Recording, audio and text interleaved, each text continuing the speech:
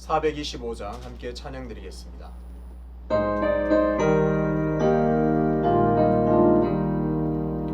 주님의 뜻을 이루소서.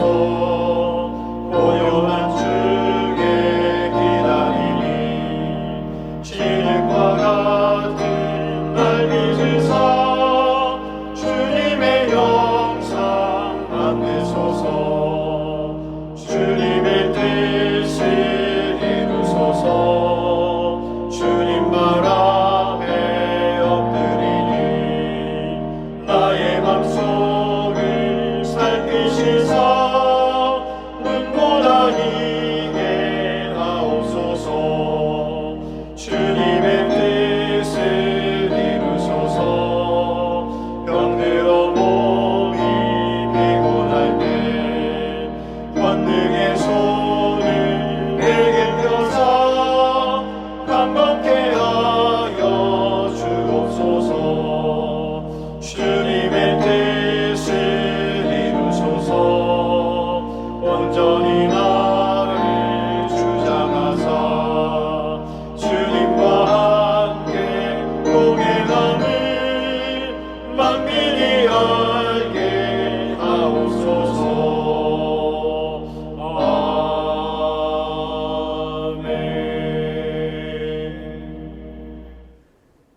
함께 기도하겠습니다. 아버지 하나님, 은혜와 사랑을 감사합니다. 새벽마다 날마다 주의 전으로 모이게 하시고 우리 얼굴을 주님께로 향하여 하나님의 얼굴을 구하게 하심을 감사합니다. 하나님 아버지, 우리의 시선이 늘 하나님을 향하게 하시고 우리의 마음이 늘 주님을 향하게 도와주셔서 우리의 마음에 하나님의 사랑이 담기게 하시고 우리의 눈과 손에 예수 그리스도의 놀라운 섬김과 순종이 깃들게 하여 주옵소서. 그래서 우리의 삶이 많은 사람들이 볼 때에 예수 그리스도의 제자임을 밝히 아는 그런 귀한 복의 통로로 사용하여 주옵소서. 나사로가 정말 귀한 복음의 통로로 쓰임받았듯이 우리의 삶이, 우리의 걸음걸음이 날마다 복음의 통로가 되길 원하오니 우리를 귀하게 사용하여 주셔서 하나님 큰 영광 받아 주옵소서. 수의제일교회 여러 가지 형편으로 어려움을 겪고 있는 성도들이 참 많습니다. 그 어려운 현장에 주님 친히 임재하시고 찾아가 주셔서 그들을 위로하시고 그들을 새롭게 고치시고 능하게 일어설 수 있도록 인도하여 주옵소서. 오늘도 겸손하게 하나님의 말씀 앞으로 나아갑니다. 하나님 말씀 속에서 하나님을 새롭게 만나는 은혜의 시간으로 역사하여 주옵소서. 감사드리며 예수 그리스도 이름으로 기도하옵나이다. 아멘. 오늘 함께 통독할 말씀은 역대상 5장입니다. 이스라엘의 장자 르우벤의 아들들은 이러하니라. 르우벤은 장자라도 그의 아버지의 침상을 더럽혔으므로 장자의 명분이 이스라엘의 아들 요셉의 자손에게로 돌아가서 족보의 장자의 명분대로 기록되지 못하였느니라. 유다는 형제보다 뛰어나도 주권자가 유다에게서 났으나 장자의 명분은 요셉에게 있으니라. 이스라엘의 장자 르우벤의 아들들은 한옥과 발루와 헤스론과 갈미요.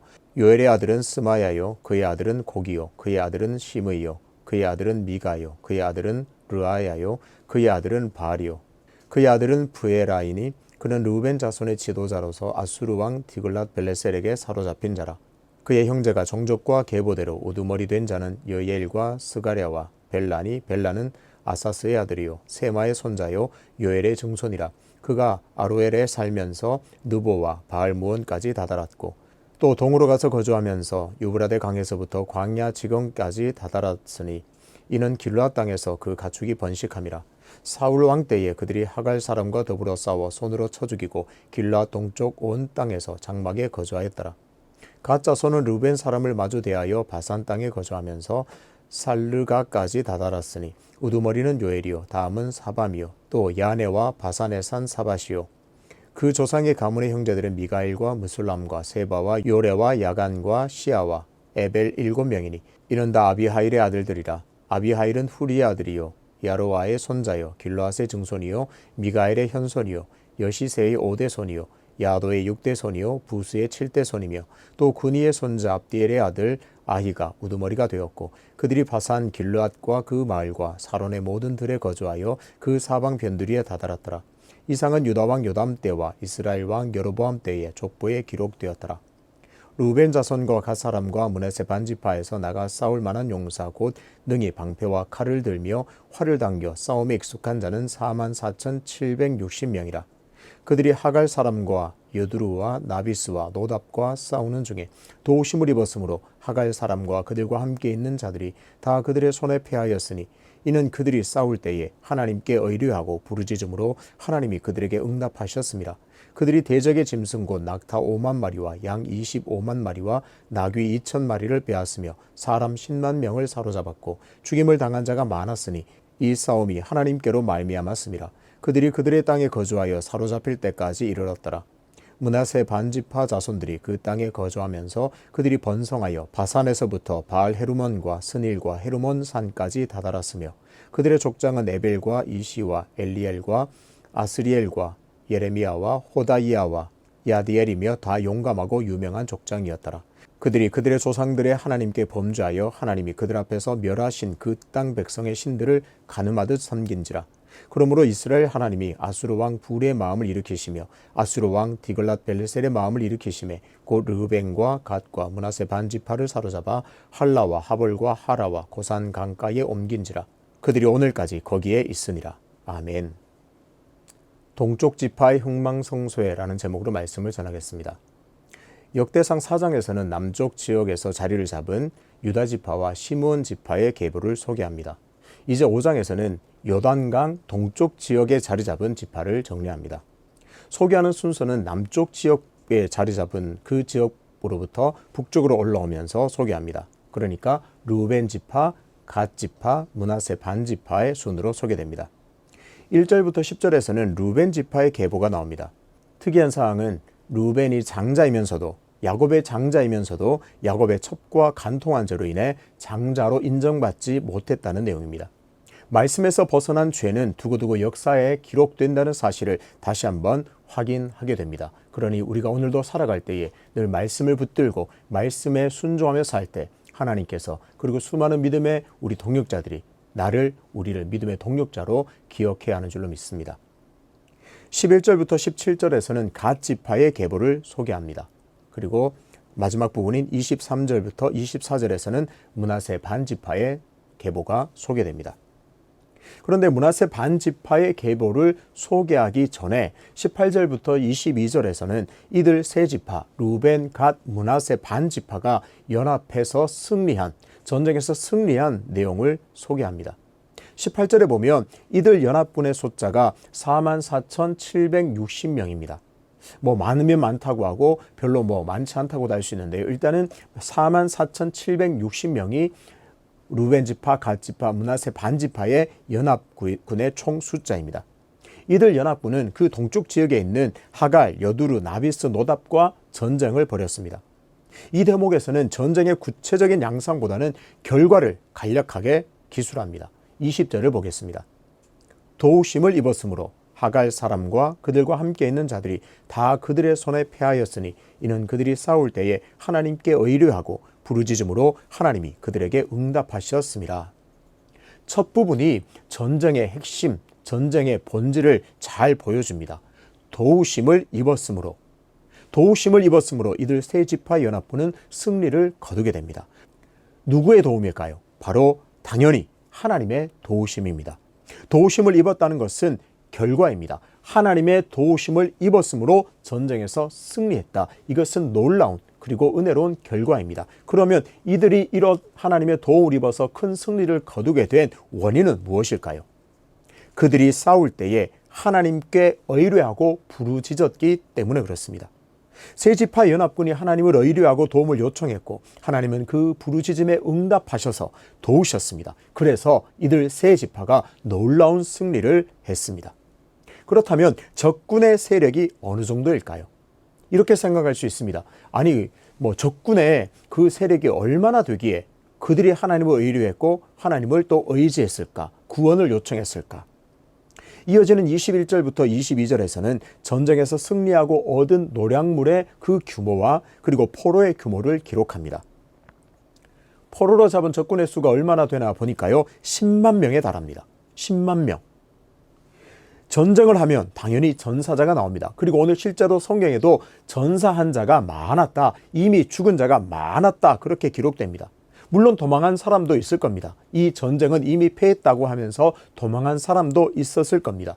그렇게 전쟁에서 죽은 자들, 도망한 사람들, 그리고 숫자에서 대회된 모든 사람들을 빼고 나니까 10만 명을 사로잡았습니다. 그러니까 전쟁을 시작할 때 그 군사는 10만 명을 훨씬 웃돌았다고 알 수 있습니다. 그러니까 약 4만 5천 명의 군사가 하나님께 도움을 요청했더니 훨씬 강력한 군사력을 보유한 적들과의 전쟁에서 놀라운 승리를 거두게 되었습니다. 포로의 숫자만 놓고 보더라도 2배가 넘는 군사력과 싸워 이겼습니다. 아니, 본 군사의 숫자 말고요, 포로로 잡은 그 숫자만 놓고 보더라도 이 세 지파 연합군의 숫자의 2배가 넘습니다. 그들과 싸워 이겼습니다. 이들은 전쟁은 하나님께 속했음을 믿고 알고 있었고 자신의 연약함을 인정했습니다. 그리고 전능하신 만군의 하나님을 의지했습니다. 세 지파 연합군은 이미 자신의 힘과 능력으로 이길 수 없음을 깨달았습니다. 하지만 좌절하지 않고 눈을 들어 하나님을 바라보았습니다. 하나님께 구원을 호소하고 도움을 간절하게 요청했습니다. 그래서 결국 기적 같은 승리를 맛보게 되었습니다. 시편 기자는 이런 놀라운 원리를 알고 있었던 것 같습니다. 시편 33편 16절 17절입니다. 많은 군대로 구원 얻은 왕이 없으며 용사가 힘이 세어도 스스로 구원하지 못하는도다. 구원하는 데에 군마는 헛되며 군대가 많다 해도 능히 구하지 못하는도다. 시편의 이 고백과 선포는 오늘 본문과 그야말로 정말 딱 들어맞는다고 할 수 있습니다. 군사력도 적군이 2배를 훨씬 뛰어넘었지만 결국 승리는 하나님을 의지한 이스라엘의 세 지파의 것이었습니다. 이렇게 동쪽 지역에 자리 잡고 있는, 그리고 자리 잡아서 땅둥배를 받은 이 세 지파는 하나님을 경외하고 하나님을 의지했습니다. 힘들고 어려움을 당할 때마다 하나님을 기억하고 하나님을 경외하면서 하나님께 도움을 요청했습니다. 그리고 하나님의 도우심으로 늘 형통한 삶을 살게 되었습니다. 그래서 흥하고 성했습니다. 기적 같은 형통을 맛보았습니다. 이런 놀라운 역사를 기록한 후에 23절과 24절에서는 므낫세 반지파의 계보가 나옵니다. 성경을 읽다 보면 종종 성경의 기록이 여기까지였으면 참 좋겠다는 생각을 합니다. 오늘 본문은 이 므낫세 반지파의 나머지 계보를 소개하는 것으로 끝났으면 너무나 좋겠다, 그런 생각을 가집니다. 이렇게 동쪽 지역 세 지파는 늘 하나님을 경외하고 하나님을 의지함으로 형통했더라, 이렇게 아름답게 마무리되었으면 참 좋겠다는 생각을 가집니다. 하지만 마지막 25절과 26절에서는 비극적으로 끝나는 그들의 결말을 보여줍니다. 25절을 한번 볼까요? 이들 세 지파는 하나님 앞에 범죄했습니다. 그 땅 백성의 신들을 가늠하듯 섬겼습니다. 무슨 말인가요? 우상을 숭배했다는 말입니다. 언약의 백성, 하나님의 백성인 이들이 하나님을 버리고 우상을 가늠하듯 섬겼습니다. 하나님께 시선을 고정하고 하나님을 의지했던 이들 지파는 이제 하나님께로부터 등을 돌리고서는 우상을 바라보고 섬겼습니다. 온전히 하나님을 향했던 그들의 눈은 이제 땅에 있는 헛된 우상에게로 향했습니다. 결과는 어떨까요? 결과는 불보듯 뻔합니다. 너무나 당연합니다. 하나님께서는 아스루 왕 불과 드글랏벨레셀을 통해서 세 지파를 심판하십니다. 그들은 하나님께서 기업으로 주신 요단강 동쪽 지역에서 뽑혀 아수르 땅으로 잡혀가게 됩니다. 한마디로 망하게 되었습니다. 그들의 관점에서 보자면 요단강 동쪽 자신들의 기업에서 쫓겨났습니다.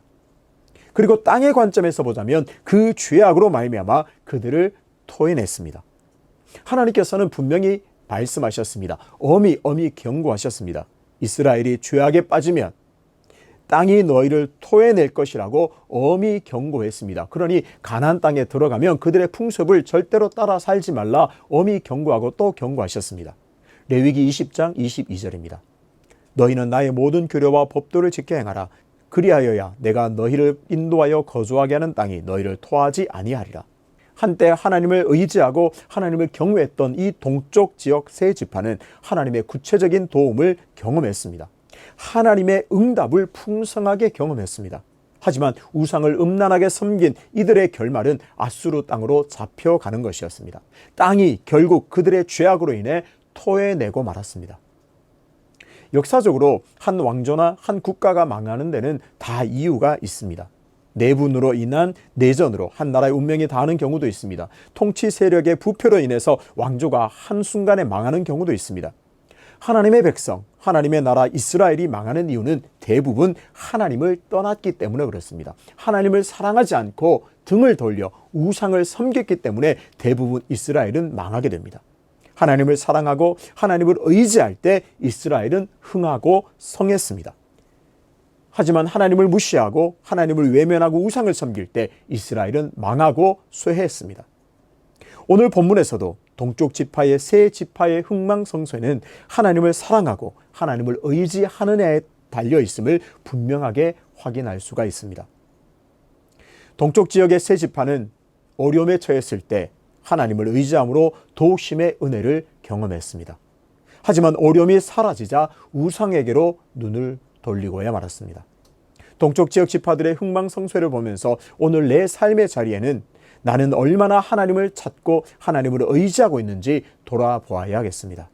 세 지파의 흥망성쇠는 하나님을 찾느냐 그렇지 않느냐에 달려 있었음을 분명히 보았습니다. 오늘 나의 삶의 자리에도 이 원리는 동일하게 적용됩니다. 나와 나의 가정 그리고 우리 조국 대한민국의 흥망성쇠 또한 하나님을 사랑하는가 하나님을 경외하는가의 여부에 달려 있음을 분명히 기억해야겠습니다. 사랑하는 성도 여러분, 우리는 삶을 살아가다 보면 삶이 너무나 힘들다고 느껴질 때가 있습니다. 그래서 모든 것을 포기하고 싶을 때가 있습니다. 혹 삶이 너무나 고단해서 하나님 찾는 길을 잊어버린 것은 아닙니까? 또 우리가 삶을 살다 보면 일이 너무나 잘 풀릴 때가 있습니다. 더 이상 내게 필요한 것이 없다고 느낄 정도로 모든 것이 만족함을 느낄 정도로 좋게 잘 풀릴 때가 있습니다. 혹 그럴 때 삶이 너무나 잘 풀려서 하나님을 잊어버린 것은 아닙니까? 다시 하나님을 의뢰하고 하나님께 도움을 요청해서 하나님의 도우심으로 말미암아 형통하게 되시기를 축복합니다. 그래서 내 삶이 하나님을 의지함으로 말미암아 언제나 흥하고 성하는 그런 복된 삶이 있으시기를, 하나님의 도우심으로 진정한 형통을 누리게 되시기를 주님의 이름으로 축복합니다. 아버지 하나님, 동쪽 지역 세 지파는 한때 하나님을 의지함으로, 하나님을 신뢰함으로, 하나님께 도움을 요청함으로 놀라운 은혜를 맛보았습니다. 하지만 그들의 결말은 하나님을 따라 우상을 숭배함으로 결국 망하게 되었고 쇠하게 되었습니다. 하나님, 오늘 이 원리를 잘 가슴에 새겨서 내 삶과 우리의 가정, 우리 조국 대한민국의 흥망성쇠의 여부는 하나님을 사랑하는가, 하나님 무서운 줄 알고 살아가는가에 달려있음을 깨닫는 지혜 허락하여 주셔서 우리가 늘 하나님을 의지하고 하나님께 도움을 요청함으로 말미암아 늘 우리의 삶이 형통하고 그야말로 흥하고 성하는 복을 허락하여 주옵소서. 연하여 주님 가르치신 기도로 기도하오니 하늘에 계신 우리 아버지의 이름을 거룩하게 하시며 아버지의 나라가 오게 하시며 아버지의 뜻이 하늘에서와 같이 땅에서도 이루어지게 하소서. 오늘 우리에게 일용할 양식을 주시고 우리가 우리에게 잘못한 사람을 용서하여 준 것 같이 우리 죄를 용서하여 주시고 우리를 시험에 빠지지 않게 하시고 악에서 구하소서. 나라와 권능과 영광이 영원히 아버지의 것입니다. 아멘.